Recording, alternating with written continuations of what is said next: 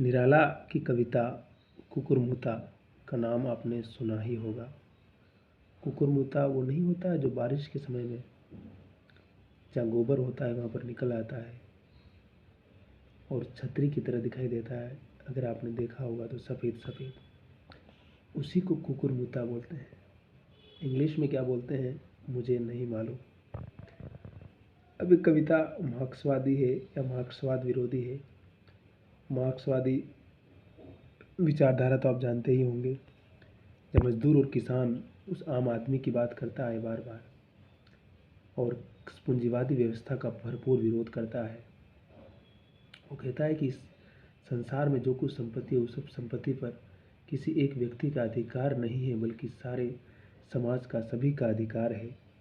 इसीलिए वो व्यक्तिकता को खारिज करता है बार बार, और सामाजिकता, जिसको आप कहते हैं ना समाजवाद। कार्ल मार्क्स का जन्म जर्मनी में हुआ था, आपको मालूम होगा 1883 में,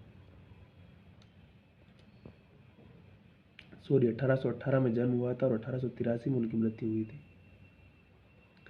पूरी शताब्दी का वो समय याद कर लीजिए आप उस महान आदमी के बारे में।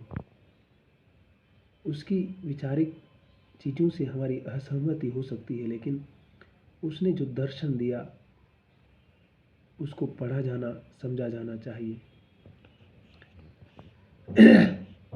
मूलतः यह कविता मार्क्सवादी ही है। कुकुरमुदा सरवारा का प्रतीक है। सरवारा वही आम आदमी जो गुलाब शोषक वर्ग का प्रतीक है। देखिए वहाँ क्या किया उन्होंने, गुलाब जो फूल होता है ना रोज़, उसको वो कहा कि ये तो पैसे वाले लोगों का है, उनकी ज़िंदगी का प्रतीक है। लेकिन कुकुरमुता किसका है? उस मजदूर, उस लिथड़े हुए आदमी का जिसके पास कुछ भी नहीं है।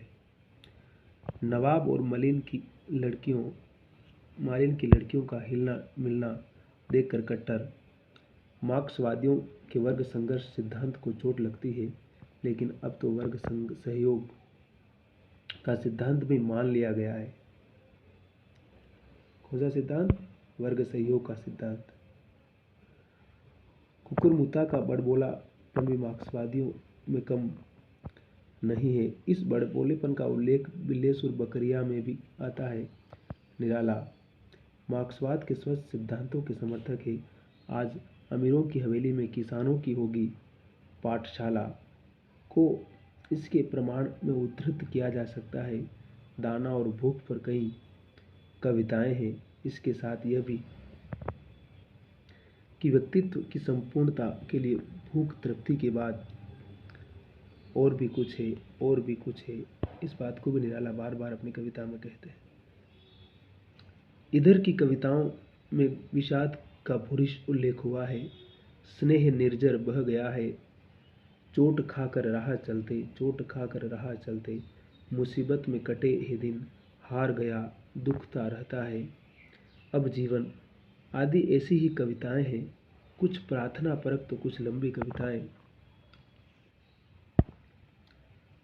कविताओं में व्रत लेखन का प्रयास हुआ है। कुछ कविताओं में क्रांतिकारी बदलाव के संकेत हैं। कहने का तात्पर्य यह है कि परवर्ती काव्य में पूर्ववर्ती कविताओं का औदात्य, ओज, पौरुष, आवेश नहीं है, है ना।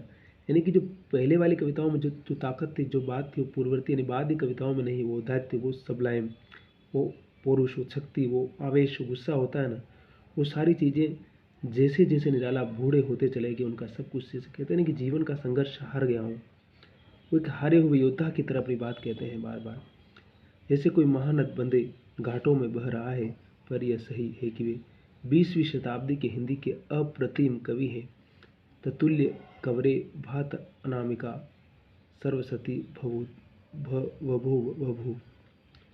लेकिन निराला की अप्रतिमता, निराला की शक्ति, निराला की ताकत कि भूल कर जब जब भटके रहा हम, तुम ही जल के महाकवि सघन तम की आंख बन मेरे लिए। शमशेर बार बार उनके बारे में कहते हैं। शमशेर बहादुर सिंह की कविताएं जरूर पढ़ी जानी चाहिए। तुम एक ठोस बदन हो मेरे लिए, मतलब स्त्री सौंदर्य, स्त्री के देह के सौंदर्य को बहुत गहरे से लिखते हैं वो, उन पर अलग से बात करेंगे। लेकिन निराला की जो कविता है, तो निराला की जो जीवन है उसके विस्तार में हम जाएंगे तो हमें बहुत सारे सूत्र मिलेंगे और उनको समझने की, उनको जानने की बहुत सारी चीज़ें हमें मिलेगी। तो हंसते रहिए, मुस्कुराते रहिए, मस्त रहिए, आबाद रहिए और खिलते रहिए, हंसते रहिए और ज़िंदगी में गिव अप नहीं करना है।